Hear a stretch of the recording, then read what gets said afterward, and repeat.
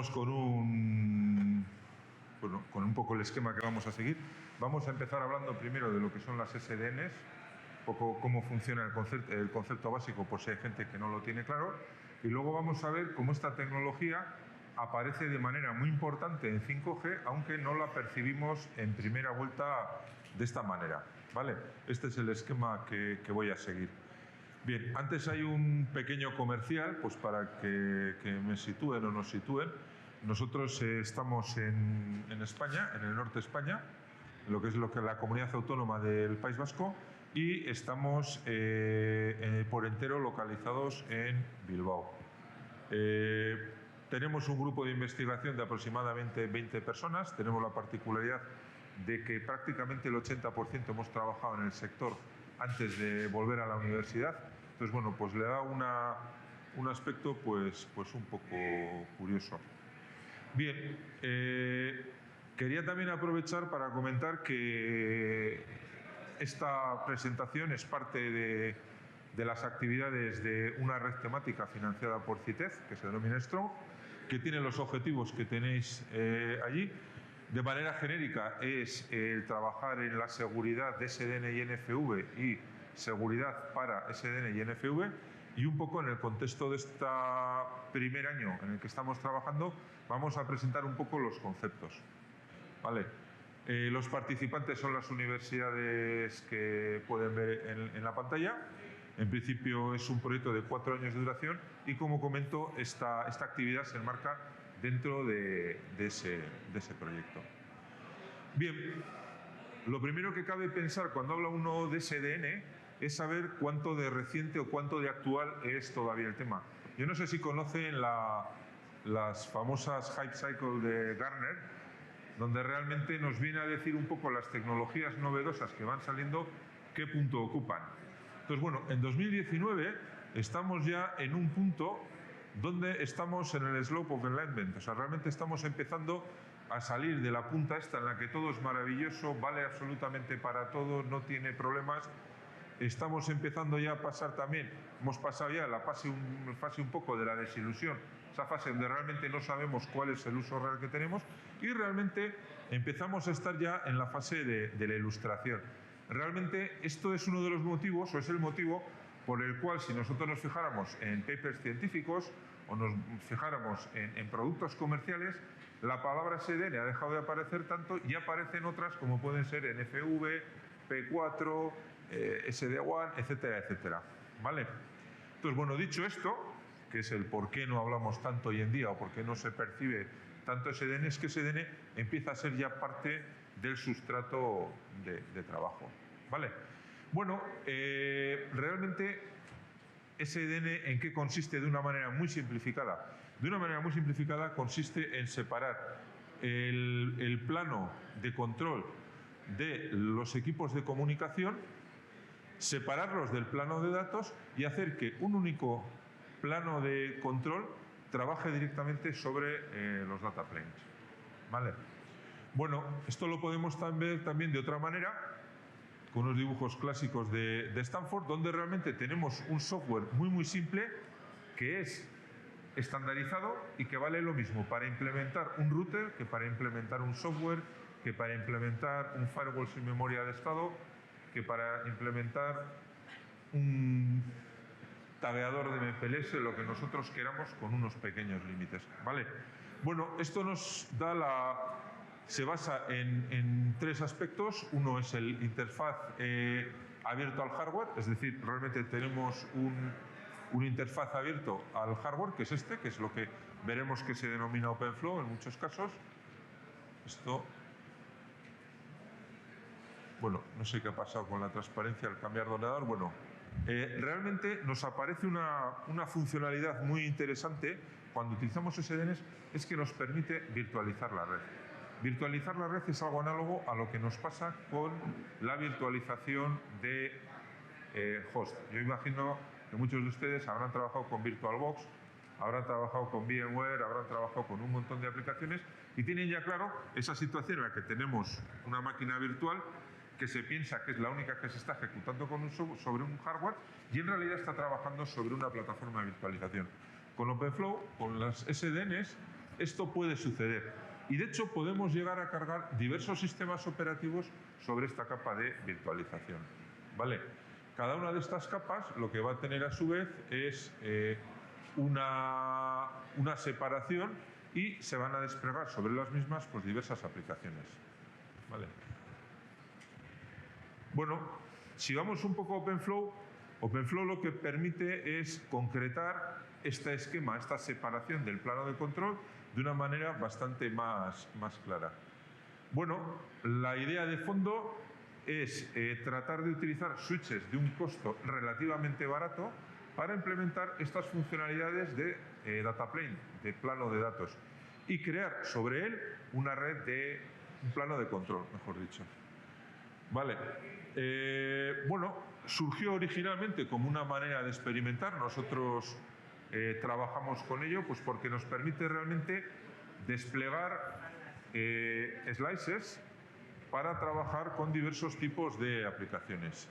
Y tiene la ventaja de que nos quitamos la simulación, que muchas veces desde el punto de vista funcional es adecuada, con Mininet o con algún sistema dentro de una máquina virtual, y realmente pasamos a tener velocidad de línea. Es decir, cuando ponemos un switch de 1 giga, tenemos una velocidad de 1 giga y tenemos datos que desde el punto de vista de performance son reales.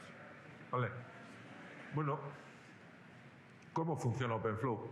Bueno, OpenFlow lo que hace es separar los dos componentes que tiene un switch o un router o cualquier gateway que tengamos en dos partes. Tiene por un lado una parte de control, por otro lado una parte del data plane, y lo que hace es introducir un agente OpenFlow. Este agente OpenFlow es el que es capaz de recoger a través de una interfaz estandarizado las instrucciones que le da el controlador OpenFlow. Vale, es importante decir que esto es donde este es el mecanismo por el cual se logra la independencia del hardware con respecto al software. Yo puedo tener aquí cualquier controlador de cualquier marca, de cualquier fabricante, siempre y cuando hable OpenFlow con un hardware que a su vez soporte OpenFlow, tenemos una compatibilidad bastante asegurada, vamos a decir. Veremos que la compatibilidad tampoco es absoluta. Bueno, vamos a ver cuál es la filosofía con la que funciona OpenFlow. La filosofía con la que funciona OpenFlow es que define, esto es una versión simplificada, ¿vale? Lo que hace es definir una capa software donde realmente tenemos el punto de control del switch, punto de enlace del switch con el controlador, y luego tenemos lo que se denomina una flow table.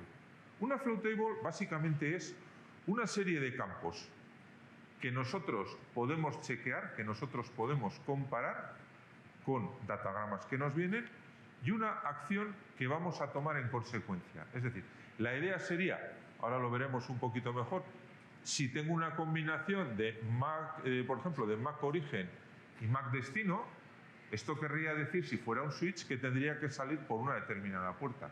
Si tuviéramos una combinación de IP origen y IP destino determinada, esto se convertiría en un router, ¿vale? Por ejemplo, en este caso, realmente pues diríamos, mira, si nosotros tenemos una dirección de destino que es 5.6.7.8 y la sacamos, la acción es sacar por el puerto 1, cualquier trama que venga por uno de estos puertos saldría por el puerto número 1, ¿vale? Bueno, esta es una visión un poco simplificada. Si complicamos un poco el esquema, en la versión 1.0 del protocolo, vemos que realmente lo que aparece es una regla que tienen unas flow rules que tienen esta forma. Tenemos por un lado los que se denominan los match fields. Si os fijáis, tenemos el puerto por el que entra, la VLAN, el MAC destino y origen, EtherType, IP origen y destino, protocolo IP y puerto de origen y destino de TCP. Las acciones que tenemos son varias. De manera resumida, sería enviar el paquete al puerto. La otra sería encapsular y enviar el paquete al controlador. Tendríamos una tercera opción que sería dropear el paquete, descartarlo. Lo podríamos seguir procesando o podríamos incluso modificar los valores de los campos de la cabecera. ¿Vale? Bueno, aquí tenemos bastantes reglas, no nos vamos a detener mucho, pero realmente nosotros si decimos, tenemos una regla que nos dice el que tenga una determinada MAC de destino sale por el puerto 6, podríamos interpretar que es un switch, porque realmente todo lo que tenga esa dirección MAC de destino va a salir por un switch. Podríamos definir, no solo de una manera genérica como puede ser esto, podríamos definir con todos los campos del match header y realmente poder segregar y separar un tráfico que tuviera todas estas características. Esta regla de aquí, por ejemplo, lo que haría, sacaría el puerto 22, lo sacaría para adelante. Lo procesaría, ¿vale? El rutado, pues ya lo hemos explicado, y un switching de VLAN, pues sería esto. Pues el que tenga esta VLAN 1 y esta MAC destino, lo sacaríamos por una serie de puertas. Bien, ahora vamos a ver un poco una visión, cómo lo usamos, cómo lo manejamos, ¿vale? Acordaros, OpenFlow es una API que habla el controlador y es una API que también habla el switch, y lo que vamos a hacer es mandar comandos para configurar este equipo. Cuando nosotros compramos un switch OpenFlow, tiene la faena que cuando lo enchufamos no hace nada. El switch casero que compramos en el supermercado o en la gran superficie que cuesta $20, lo enchufamos y hace de todo. Un switch OpenFlow vale bastante más y no hace nada. ¿Por qué? Porque está vacío. Todas esas tablas que hemos dicho que tiene dentro vienen vacías. Y tenemos que descubrir un mecanismo para poder poblarlas. Y el mecanismo que se utiliza, el más distintivo, es lo que se denomina el modo reactivo. Modo reactivo es que cada vez que viene un datagrama y el switch no sabe qué hacer con ellas, se lo envía al controlador para que el controlador tome la decisión. ¿Vale? Entonces lo vamos a ver ahora mismo. Imaginaros, esto es un switch que tiene dos puertos, que tiene dos equipos, uno con una MAC A, otro con una MAC B, y nosotros tenemos una aplicación en el controlador que es un switch, el clásico switch Ethernet. ¿Vale? Entonces tengo el switch, lo saco de la caja, lo enchufo y conecto los dos equipos. Entonces, la primera vez que el equipo A quiere comunicarse con B, el switch se encuentra que no tiene ninguna regla que le diga qué hacer con esa trama. Entonces, ¿qué es lo que hace el switch? El switch se lo manda al controlador. Y el controlador dice, mira, por el puerto 1 me ha venido un datagrama con dirección origen A que está dirigido a la MAC B. Entonces él, vamos a suponer, apunta en la tabla que la dirección MAC A se encuentra en el puerto 1. Esto es la forwarding table de todos los switches de toda la vida. ¿Vale? Bueno, pues ya sabemos algo. Entonces lo que hace a continuación es, por un lado, instala esta regla en el switch, es decir, de esta manera la próxima trama que venga realmente, cuando sepa que el destino, la MAC de destino es A, va a sacar la trama Ethernet por el puerto 1. ¿Vale? Bueno, también hace otra cosa. ¿Cómo hacen los switches? Hace un flood del datagram de la trama que le ha llegado para ver qué equipo contesta, para ver por qué puerto contesta. ¿Vale? Bueno, lo hace. Entonces resulta que, claro, B está conectado al puerto 4 y va a contestar. B va a contestar. Como aquí no sabemos qué hacer con algo que tenga de destino el B, se lo manda al controlador con una operación que se llama el paqueting. Bueno, ¿qué es lo que hace el controlador? De la misma manera. Descubre que esta trama viene a decirle que la MAC B está en el puerto 4 y entonces lo que hace es instala la regla donde la MAC de destino B está en el puerto 4 y además reenvía la trama que antes solo había ido había ido al controlador, la reenvía ya a su destino, con lo cual va a... Vale, podríamos pensar que en esta situación tenemos ya un switch que funciona, porque decimos, bueno, todo lo que está en A está en el puerto 1, todo lo que está en B está en el puerto 4. Pues no. Hemos cometido el primer bug de redes definidas por software. ¿Por qué? Porque resulta que este datagrama que he mandado de B a A ya sabe, cuando llega al switch, que la MAC de destino A tiene que salir por el puerto 1. Con lo cual, esta llega al equipo A, no llega arriba, con lo cual no se puebla la regla para B. Por supuesto, si tenéis alguna duda, podéis preguntar sin ningún problema, ¿eh? Bueno, entonces, ¿qué es lo que hay que hacer? Hay que hacerlo un poquito distinto. Lo que hacemos ahora es, como antes, recibimos por el puerto 1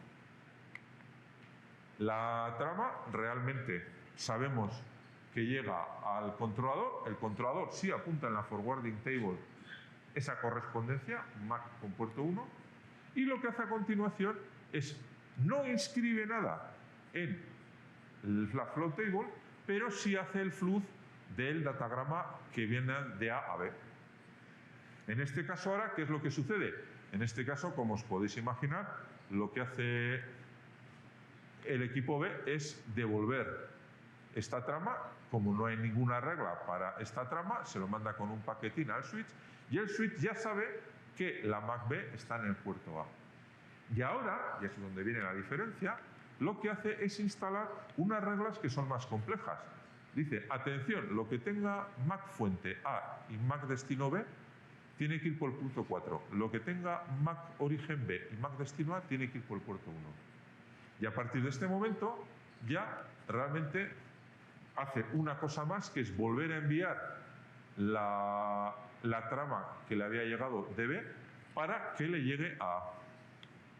¿Vale? Y a partir de este momento sí que tenemos ya una puerta con un switching mínimo configurado. De esta manera ya todo lo que vaya de A a B irá directamente, todo lo que vaya de B a A directamente. Y si hay otro equipo nuevo que va a C o este equipo se mueve a otro puerto, pues bueno, entrará un problema, detectará un problema y lo volverá a resetear. ¿Vale? Hay una serie de cosas de las que no hemos hablado. Todas estas flow rules que tenemos aquí tienen una prioridad, tienen un tiempo de caducidad, es decir, no están toda la vida, están un tiempo y luego se borran, etcétera, etcétera. ¿Vale? Bueno, pues esto es un poco cómo funciona OpenFlow. En la pinta del código no vamos a entrar en detalle, pero bueno, esto es Python, esto es uno de los primeros controladores. Entonces, bueno, pues sin más, no vamos a darle demasiadas vueltas. Aquí, por ejemplo, veis el flush que hemos tenido, que hemos dicho. Aquí vemos dónde instalamos un flow, etcétera, etcétera. Pero bueno, esto yo creo que no es importante.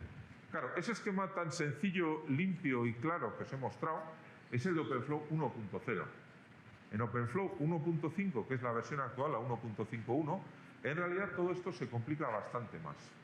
Se complica bastante más, pues bueno, de manera resumida, no se lee muy bien, pero de manera resumida porque tenemos un procesado con varias tablas para la entrada, tenemos un procesado con varias tablas para la salida, tenemos tablas de grupo y luego además tenemos una posibilidad muy interesante que es la posibilidad de adjuntar metadatos. Es decir, cuando nos llega un paquete en determinadas condiciones podemos decirle añádele una etiqueta. Y esta etiqueta es una etiqueta sobre la que nosotros podemos tomar decisiones. ¿Vale? No vamos a entrar en muchísimo detalle. Asimismo, pues bueno, el procesado simplificado de un paquete a través de un switch OpenFlow 1.5, pues es el que se genera aquí. Es decir, este esquema previo que hemos visto con el ejemplo, que es tan sencillo y tan claro y tan comprensible, ahora la verdad se complica bastante. Lo mismo pasa con los match fields. En el ejemplo que he visto teníamos una serie limitada de match fields. Teníamos pues las cabeceras MAC, las cabeceras TCP, la OVLAN, no recuerdo si eran 10 o 12. Ahora mismo estamos en 45 cabeceras, 45 campos de match field. Y tenemos un montón de acciones, esta no se aprecia muy bien, pero tenemos un montón de acciones además de las 4 originales que hemos visto. Es decir, un switch OpenFlow 1.5 ya permite hacer un montón de cosas que antes no se podían hacer. ¿Vale? Bueno, otros aspectos a tener en cuenta. Pues bueno, OpenFlow tiene la posibilidad original de trabajar con un control centralizado, es decir, hay un controlador que tiene visión de toda la red y una manera distribuida en la que el controlador puede trabajar de manera autónoma entre diversos switches y gestionar comunicaciones entre ellos. También puede trabajar o bien por agregación de flujos, es decir, definiendo redes que agregan un montón de flujos, o puede también trabajar con flujos muy específicos. Recordar que con los match fields que tenemos podemos realmente dirigirnos a un flujo muy específico, es decir, podemos llegar a separar el flujo de este usuario de Skype que está hablando con este otro usuario de Skype en una determinada sesión. ¿Vale? Bueno, también hay más cosas que se pueden tener en cuenta. Bueno, esto sería un poco otro de los problemas que tiene OpenFlow, o problemas o particularidades. Es que es un estándar que evoluciona bastante y es un estándar que realmente añade un montón de cosas en cada nueva versión. Ahora mismo estamos en la versión 1.6, pero hasta lo que yo sé es una versión que es interna para los miembros de la organización. Es decir, no hay información. Pero bueno, realmente, ¿qué es lo que sucede? Lo que sucede no es lo mismo trabajar con 45 tipos de match field que con los 12 originales. Y realmente esa compatibilidad, si es hacia atrás, es muy pobre. Entonces, al final, toda esa promesa de realmente de ser compatible todo con todo, al final depende no solo ya de la versión de OpenFlow que tengas, sino realmente de la implementación concreta, porque hay muchas funcionalidades que son, por así decir, optativas. ¿Vale? Entonces, puede ser que un switch tenga una que a ti te hace falta, compres otro switch que sea 1.5 y dices, ahí va, si esta prestación no la tengo. ¿Vale? Bueno, esto pues es un poco una visión así muy larga, muy breve, perdón, de diversos controladores. Tenemos un montón de switches comerciales, tenemos switches software que también lo soportan. Esto está ya realmente muy obsoleto, se puede decir OpenWRT todavía se puede usar, pero realmente esto está ya un poco, vamos a decir, obsoleteado. Tendríamos unos controladores, tenemos controladores comerciales, tenemos aplicaciones o bien comerciales y luego tenemos alguna manera de debuguear, vamos a decir, un poco complicada. Bien, ¿hacia dónde evoluciona SDN? SDN en realidad trata de evolucionar a lo que podíamos hablar, a un mecanismo de procesar datos en el plano de datos. Es decir, nosotros tenemos la visión en la cabeza cuando tenemos una tarjeta, un equipo con una máquina virtual o con un software. Decimos, el procesamiento de paquetes de red solo se hace en la tarjeta o se hace en los drivers que están muy cercanos a la tarjeta, y el procesamiento de la información, el contenido, el payload, se trata en una máquina virtual. Bien, ¿la evolución hacia dónde va? Pues realmente teniendo en cuenta que ya podemos modificar cabeceras, tomar decisiones, realizar acciones de bastante nivel, la evolución va hacia un procesado en el plano de datos. Procesado en el plano de datos quiere decir donde vamos a poder empezar a hacer, con limitaciones, más cosas de las que hacemos en un switch convencional. ¿Vale? Por ejemplo, OpenFlow, la pega fundamental que tiene, desde el punto de vista de uso diario, es la falta de estado. No sé si tenéis en mente lo que es el estado. Un estado es cuando nosotros lanzamos un SYN TCP, realmente sabemos que está arrancando una comunicación, nosotros tenemos que mandar otro, el three-way handshake. Eso requiere que el switch recuerde una cierta información. El switch, de manera tradicional, un switch OpenFlow, no es capaz de recordar esa información. Y por ahí van empezando a aparecer bastante evolución en el procesamiento de datos. ¿Vale? Ahí, si nosotros nos fijamos cómo se hacen los switches OpenFlow, realmente tenemos ASICs como los que hace Broadcom, que son la gran mayoría de los switches Dell, de los switches Arista, etcétera, etcétera. Tenemos ASICs específicos como los que tiene HP Aruba, que son los Aruba Provision. Estos tienen pipelines específicos. Pipeline es la agrupación de tablas que hemos visto antes, ¿vale? Tenemos basados en procesadores de paquetes, en EPUs. Tenemos basado en FPGAs, como tiene Corsair de Canadá. Pero tenemos también incluso la posibilidad de sacar planos de datos a máquinas x86. Realmente empezamos a tener una potencia de cálculo que nos permite, por ejemplo, hacer routers y hacer switches a 10 gigabits sin ningún problema y que conmuten hasta 160 gigabits por máquina. Es decir, realmente empezamos a poder hacer cosas. Ha habido iniciativas para tratar de hacer un procesado con memoria de estado. Tenemos unas que son puramente experimentales como esta 3 y tenemos P4 que vamos a ver luego, porque P4 en realidad no hace OpenFlow, es decir, es una columna aparte, pero es un major player hoy en día, ¿vale? Realmente, un poco a la vista de esto que hemos comentado aquí, podemos decir, bueno, esto, ¿cómo lo podemos hacer? Y realmente nos damos cuenta de que podemos empezar a llevar el data plane a un computing plane virtualizado. Tenemos diversas herramientas, me imagino que estaréis un poco al tanto. Tenemos hipervisores con las clásicas máquinas virtuales, tenemos containers y tenemos también unikernels, como pueden ser Mirage o ClickOS o lo que fuera, ¿no? Y dentro de todas estas opciones tenemos cada vez más opciones para trabajar a nivel de paquete. Por ejemplo, eBPF es una máquina virtual dentro del kernel que es capaz de procesar un lenguaje de tratamiento de paquetes. Es decir, que empieza a aparecer la posibilidad de realmente hacer aplicaciones con un cierto estado. ¿Vale? Bueno, vamos a comentar un poco por encima, porque no es el objeto de la charla, pero vamos a comentar un poco qué es P4 o qué es lo que aporta P4.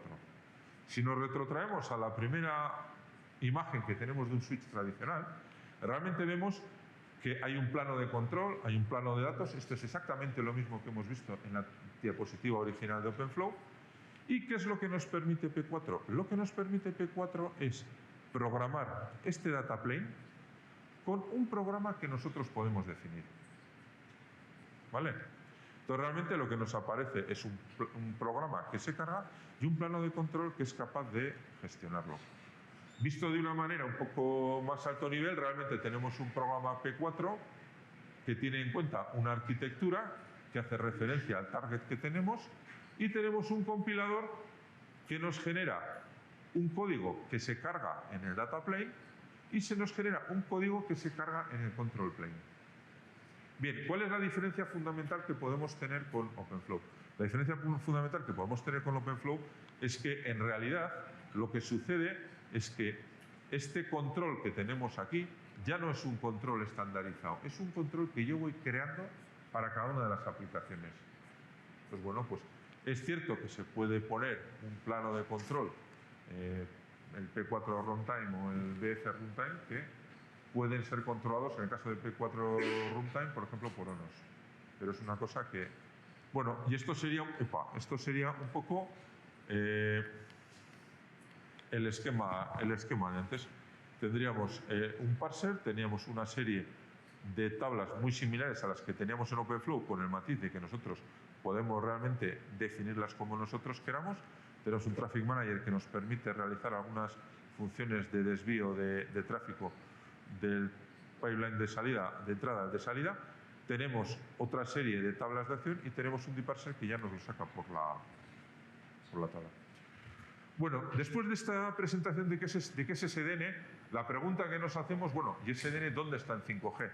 Ya hemos dicho que está escondido, ya hemos dicho que estamos en la fase ya del hype muy al fondo ya y lo tenemos muy escondido. Bueno, ¿qué es lo que nos pasa? Lo que nos pasa además es que nosotros cuando hablamos de 5G, lo que todo el mundo publicita, lo que todo el mundo ve, lo que todo el mundo percibe, pues bueno, son los 3 nuevos servicios: los servicios de banda ancha extendida, ampliada, los servicios de comunicaciones con muy baja latencia o la comunicación máquina a máquina masiva.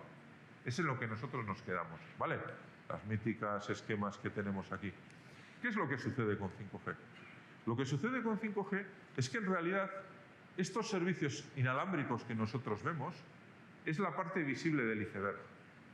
Debajo hay un montón de tecnología que es parte nativa de 5G, es decir, no se puede hacer 5G sin esa tecnología, como puede ser, pues bueno, orquestación y automatización, cloud, computación en el borde, virtualización de red y cosas. Si os fijáis, de cierta manera, esto es lo que se conoce como SDN y NFV. ¿Vale? Entonces, realmente, ¿qué es lo que os quiero decir? Lo que os quiero decir es que cuando hablamos de 5G, a todo el mundo se nos va a la cabeza el terminal 5G fantástico, las aplicaciones de Industria 4.0 con miles de servicios IoT, pero no tenemos en mente que hay debajo una tecnología que lo hace posible. Y esa tecnología, al contrario de mucha de la que está aquí arriba, está disponible hoy en día y se puede usar. Y se puede usar no solo para hacer 5G, se puede usar dentro de Industria 4.0, dentro de transporte, dentro de un montón de cosas. ¿Vale? Bueno, ¿dónde vive entonces las SDN en 5G? Bueno, las SDN en 5G viven en lo que se denomina el mano. Yo no sé cuántos de ustedes tienen más o menos claro lo que es NFV. ¿Puedes levantar la mano? Entonces vamos a hablar un poquito de NFV porque es la manera de entender dónde se va a encontrar las SDNs. Bien. Para ello tenemos un estándar que es DETSI, que es el European Telecommunications Standard Institute, que es un framework arquitectural para NFV, y vamos a trabajar o vamos a hablar en concreto de DETSI Open Source Mano, DETSI OSM, porque es en concreto la herramienta con la que nosotros más trabajamos y en la que hemos contribuido. Y una vez que hayamos visto, nos fijaremos dónde nos encontramos las SDNs. Bien, esto es el framework arquitectural de DETSI. Esto es un poco la manera que tienen de representar. Tenemos por un lado la orquestación, que sería esto de aquí. Tenemos por un lado el gestor de infraestructura virtualizada y la infraestructura virtualizada. Tendríamos aquí las VNFs, las funciones de red virtualizadas, y tendríamos los interfaces para gestión de estas VNFs. ¿Vale?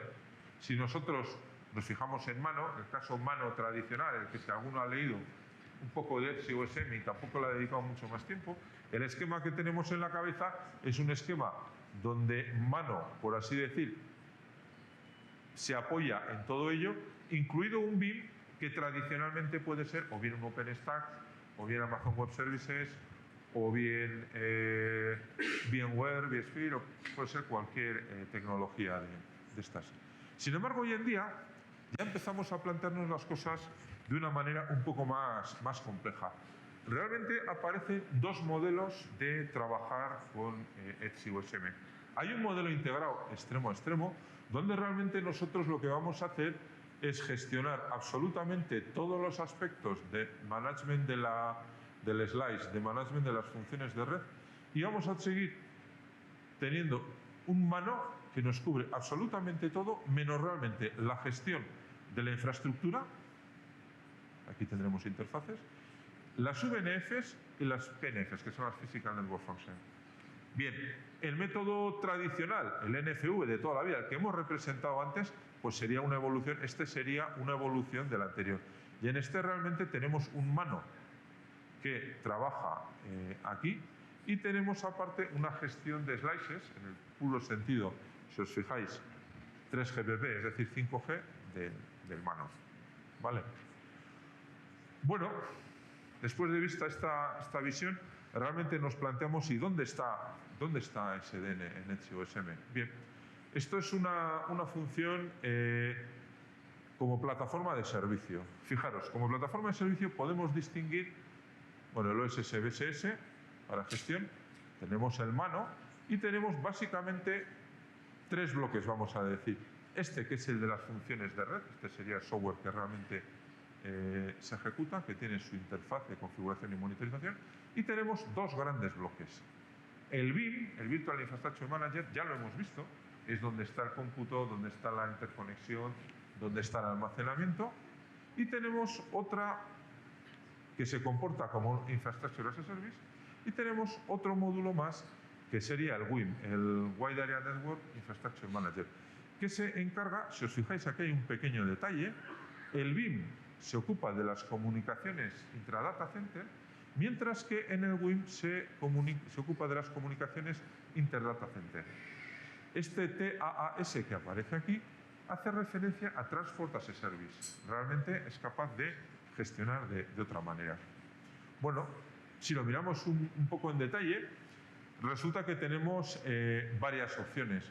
Podemos gestionar en este BIM directamente los switches pues, de una manera simplificada, pero podemos, es decir, y directa, pero podemos también trabajar con ellos a través de un controlador SDN, trabajando con ello como Transport as a Service.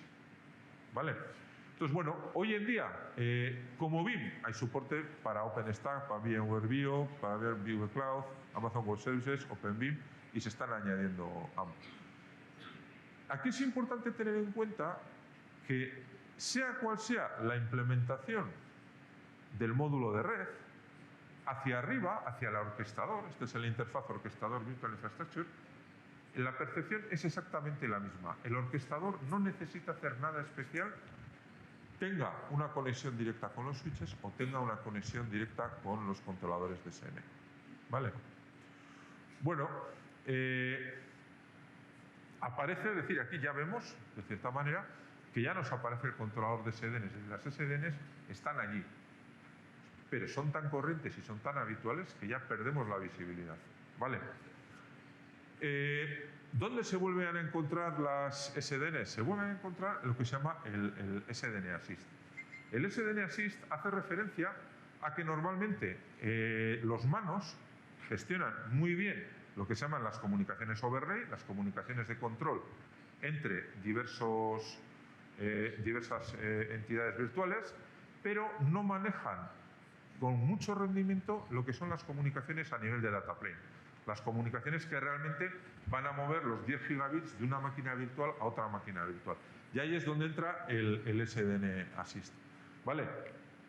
Se habla de EPA, Enhanced Platform Awareness, que realmente lo que hace es ofrecer a las máquinas virtuales que trabajan en OSM features como las páginas Hue, como el CPU Pinning, el asignar un core de la CPU a una interfaz concreto para obtener gran rendimiento, tener en cuenta la agrupación de la arquitectura de cores y buses PCI a la hora de repartir máquinas virtuales y interfaces de red.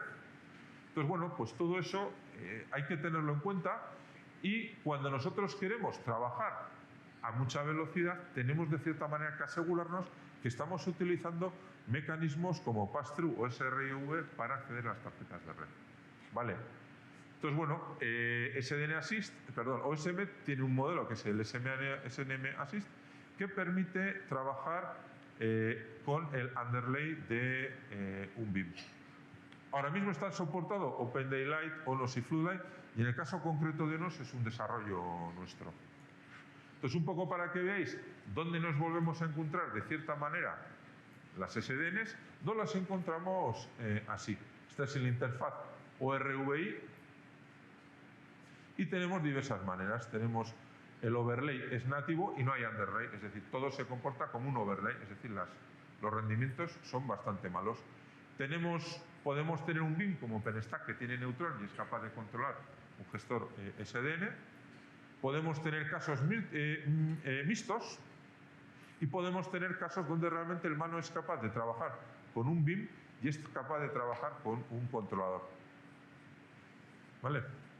Entonces, bueno, al final, de cierta manera, porque parece que nos vamos por las radas, ¿qué es lo que nos quiere decir esto? Lo que nos quiere decir esto es que al final nosotros podemos tener máquinas virtuales que están trabajando en un core de la CPU, que están trabajando en un bus PCI concreto, y somos capaces de interconectarlo a los 10 gigas que tiene este switch y que tiene esta interfaz de red a través de esta tecnología SDN Assist.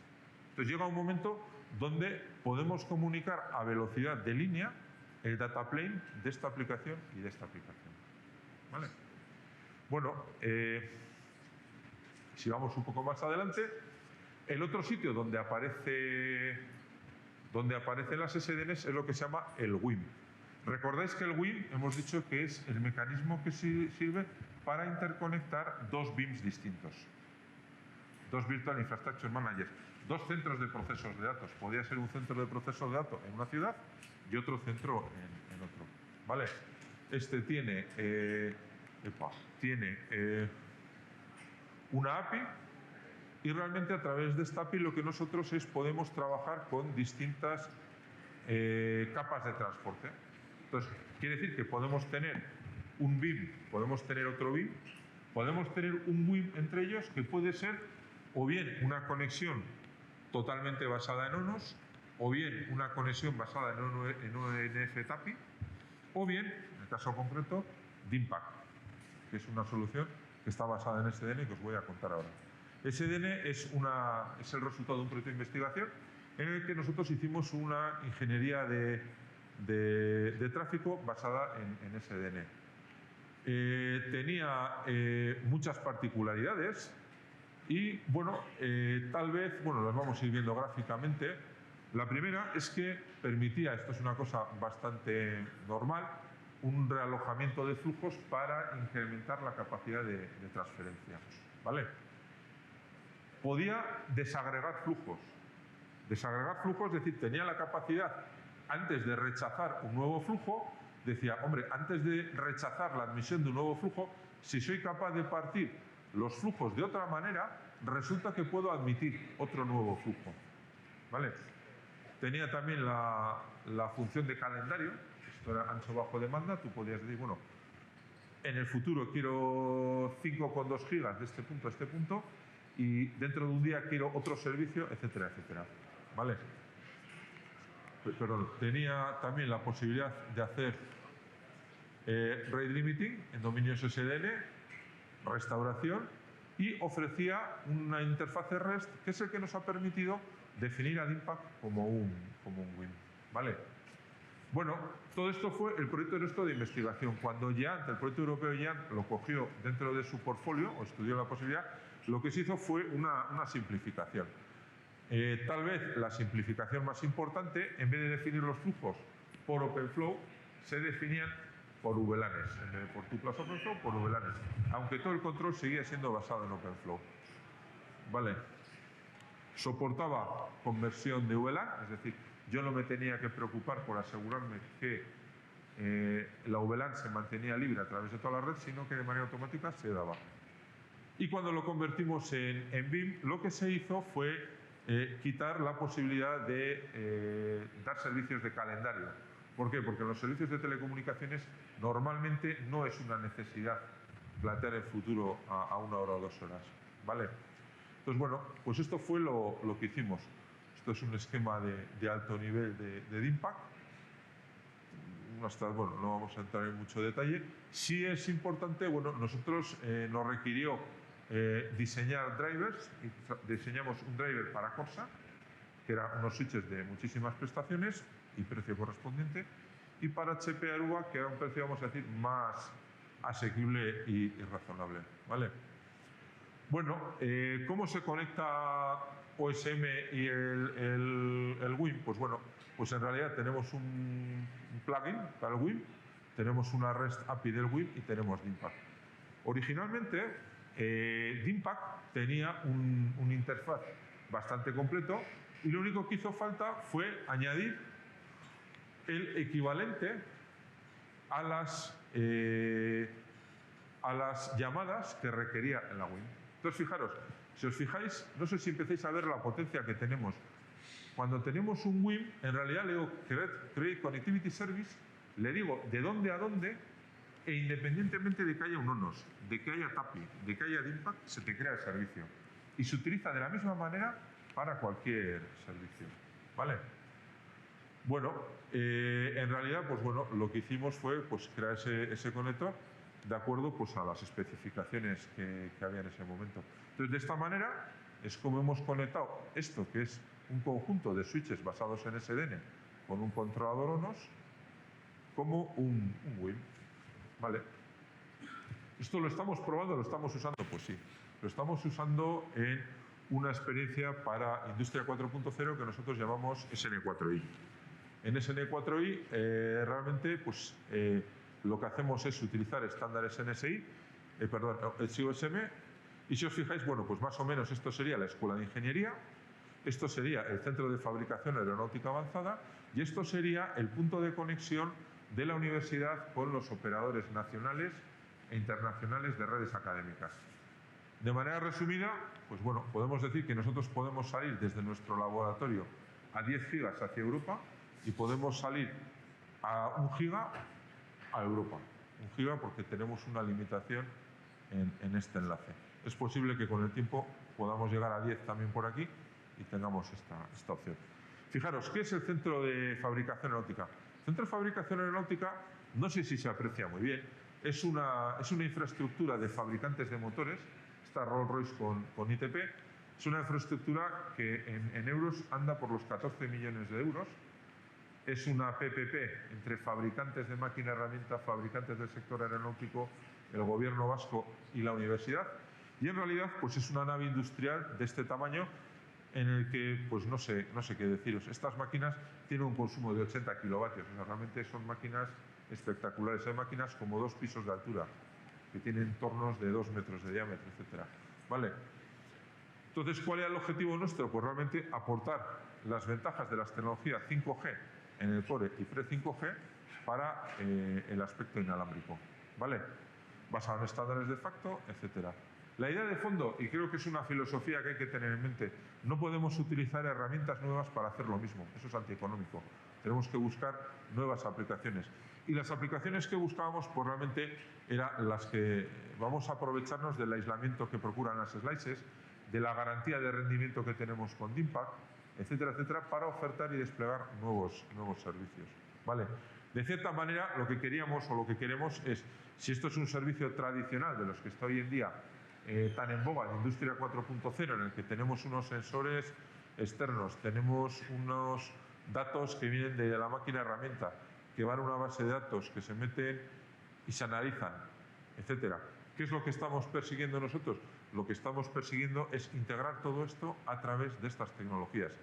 Fijaros que al menos en Europa esto no es un capricho académico, esto realmente es algo promovido, y esto es texto copiado literalmente, de la Comisión Europea. Realmente, a nivel de la Comisión Europea se piensa que la utilización de estas tecnologías en Industria 4.0, en fabricación, es la manera de hacerlo. ¿Vale?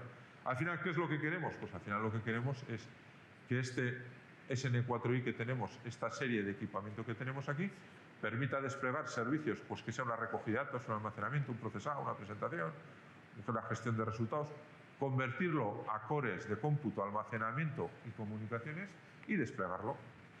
Esto sería un poco la visión que tenemos entonces real. Estos serían 3 clústeres OpenStack, tendríamos ONOS en todos ellos controlándolo, tendríamos bajo el control de Open Source Mano DIMPAC controlando anchos de banda garantizados con resiliencia en lo que es el core de la red. Y bueno, al final, desde el punto de vista de inversión, pues bueno, son 14 switches SDN a 10 y 40 gigas, 40 gigas en esta parte, aunque no los utilizamos exhaustivamente, vamos a decir. Tenemos bastante memoria y permitimos hacer aplicaciones bastante curiosas. Esto es interesante, pues bueno, hemos conseguido una infraestructura IT flexible, basada en estándares probados. Hemos participado en plug test de ETSI, es decir, estas soluciones que nosotros proponemos son compatibles.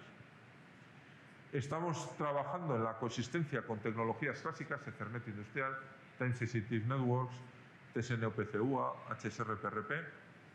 Y bueno, pues hay ventajas que podemos trabajar. También estamos trabajando con NB-IoT y LTM como tecnología pre-5G. Nos gusta ser un poco serios. Nosotros no decimos trabajamos con 5G y luego alguien te pregunta y dice, es que bueno, 5G tampoco, esto es NB-IoT o esto es LTM o el core no, preferimos ser serios. Vale, tenemos diversos experimentos y tenemos incluso experimentos reales. Esto, una brochadora es la máquina que hace las ranuras en las turbinas de los aviones. Un anillo de estos es el típico anillo que se ve en los aeropuertos cuando está parando el motor que da vueltas. Ese anillo, para que os hagáis una idea, tiene un coste de 90 a 100.000 euros. Un motor, para, no sé si teníais una idea, viene a costar 1,5 millones de euros. Entonces, bueno, pues ¿qué quiere decir? Que monitorizar el proceso de fabricación para saber en qué punto la brocha está llegando a un punto crítico de uso y parar para no estropear esa pieza de 100.000 euros es crítico, ¿vale? Y estamos trabajando con fabricante de estos Rolls-Royce, esto es gente que hace Machine Learning, la gente que hace la brochadora, comunicaciones industriales, ¿vale? Bueno, otro caso son las VNFs híbridas. Las VNFs híbridas es una manera que empezamos a trabajar cuando nos damos cuenta que a veces las VNFs, como las conocemos de manera tradicional, en la que requerimos que la parte de compute, la parte de cómputo, trabaje a nivel de paquete, es poco práctica. Entonces nosotros definimos en su momento pues 3 escenarios. Una NFV que era agnóstico de SDN, que le daba lo mismo que hubiera SDN o no. ¿Por qué? Porque la SDN podía existir o no, pero desde el punto de vista de gestión no la teníamos presente. Teníamos un SDNware donde realmente la infraestructura sí puede manejarse por medio de NFV, pero a la NFV como tal no le da mayor servicio. Y realmente lo que podemos tener o lo que proponemos es una NFV donde parte del procesado ya, el stateless processing, se hace dentro de la infraestructura de red. ¿Vale? Entonces, bueno, pues este es el clásico. Esto además es, bueno, en concreto esto es un producto comercial. Tenemos un spin-off y esto se está vendiendo. En el caso original, cuando tú tienes una VNF tradicional y quieres hacer un cortafuegos, todo el tráfico llega al switch, el switch llega a la VNF y lo que se hace se filtra y se envía la parte que es correcta. Si nosotros empezamos a descargarlo con un SDN Enable, lo que hacemos es, de cierta manera, gestionar la autenticación del tráfico que queremos, somos capaces de descargar unas determinadas reglas en el switch y realmente el switch es el que se encarga de filtrar el tráfico. Y esta operación es la que nosotros definimos como parte de SDN. ¿Vale? Bueno, esto lo hemos demostrado en reuniones de ETSI y lo hemos demostrado también en el MPLS SDN NFV World Congress, y básicamente lo que teníamos era un experimento por mano en el que nosotros estudiábamos el rendimiento de 3 escenarios. Uno que era una máquina virtual conectada tradicionalmente, donde realmente todo el tráfico que llega se envía a una VNF y se devuelve filtrado al switch y se lleva. Teníamos otra situación en la que tenemos EPA, en el Fixed Placement Awareness, es decir, realmente podemos funcionar a velocidad de línea y nos da un rendimiento muy bueno. Y realmente tenemos, aquí utilizamos SRIV en una de las máquinas y Pass-Through en el otro, uno de los mecanismos de EPA de los que hemos hablado. ¿Vale? Y realmente tenemos un tercer experimento donde realmente hacíamos una VNF donde parte del procesamiento se hacía en la SDN. En este caso, bueno, realmente, ¿cuál es la diferencia gorda? Pues bueno, la diferencia gorda a nivel de prestaciones es que en realidad, en el primer caso, teníamos un rendimiento bastante malo. Hoy en día probablemente se podría mejorar algo, pero era un rendimiento muy bajo. En el segundo caso, fijaos, tenemos dos puertos.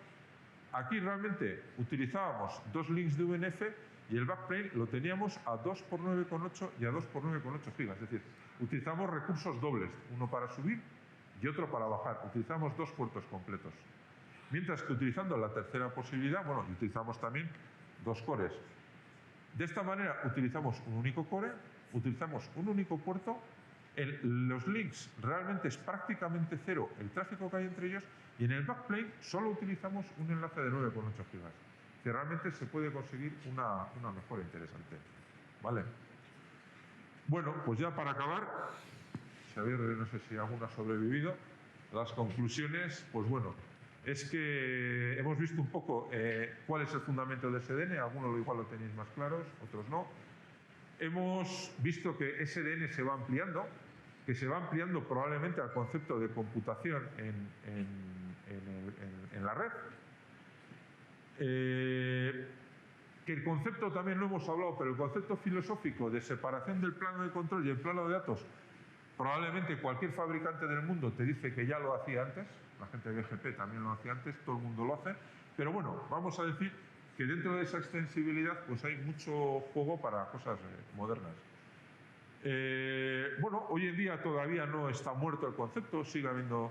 Hemos hablado de P4 de Barefoot Networks, ahora Intel, pero también está Network Programming Language de Broadcom, que sale en Jericho 2 y Trident 4, que son cosas que todavía no han salido, pero pueden tener su aportación. Entonces, bueno, pues esto en principio es lo que os quería contar.